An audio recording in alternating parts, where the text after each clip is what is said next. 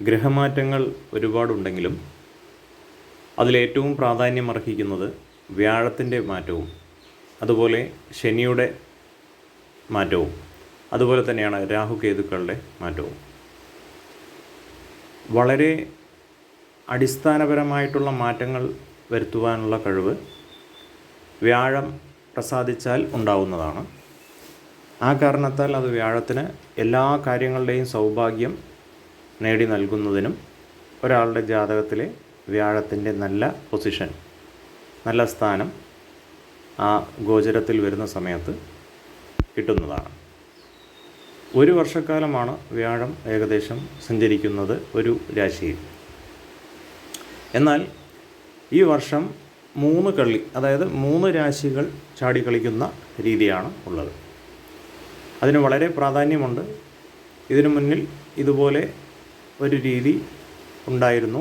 ആ സമയത്ത് ലോകത്ത് മുഴുവൻ ഒരുപാട് പ്രശ്നങ്ങൾ അഭിമുഖീകരിക്കേണ്ടതായിട്ട് വന്നു.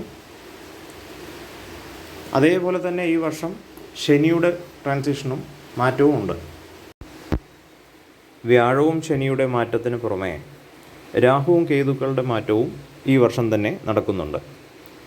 അപ്പോൾ ഈ എല്ലാ ഗ്രഹങ്ങളുടെയും ഒരു മാറ്റം ഒന്നിച്ച് ഒരു വർഷം വരുന്ന സമയത്ത് സ്വാഭാവികമായി ഉണ്ടാകാവുന്ന ഗുണദോഷങ്ങൾ വളരെ പ്രാധാന്യമർഹിക്കുന്നുണ്ട്.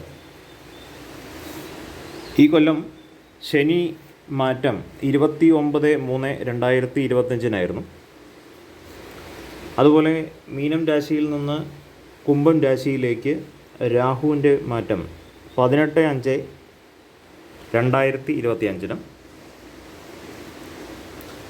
കേതു അതേ ദിവസം തന്നെ കന്നിയിൽ നിന്ന് ചിങ്ങത്തിലേക്കുമാണ് മാറുന്നത്.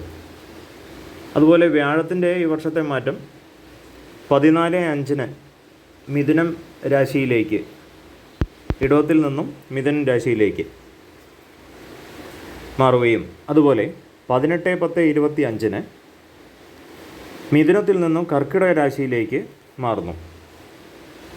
ഈ വർഷം അവസാനം കർക്കിടകം രാശിയിൽ നിന്ന് മിഥുനത്തിലേക്ക് വീണ്ടും മാറ്റം വ്യാഴ സഞ്ചാരം ഉണ്ടാകുന്നു. അതായത് 5/12/2025 ഇങ്ങനെയുള്ള ഗ്രഹപ്പകർച്ചകളാണ് ഈ വർഷം സംഭവിക്കുന്നത് പ്രധാനമായും. അതിനിടയിൽ കുജൻ 27/10/2025 വൃശ്ചികത്തിലേക്ക് മാറുന്നുണ്ട്. വ്യാഴമാറ്റത്തിൻ്റെ പ്രധാന ഗുണദോഷങ്ങളെക്കുറിച്ച് അടുത്ത വീഡിയോയിൽ പ്രതിപാദിക്കുന്നതാണ്. ശുഭം.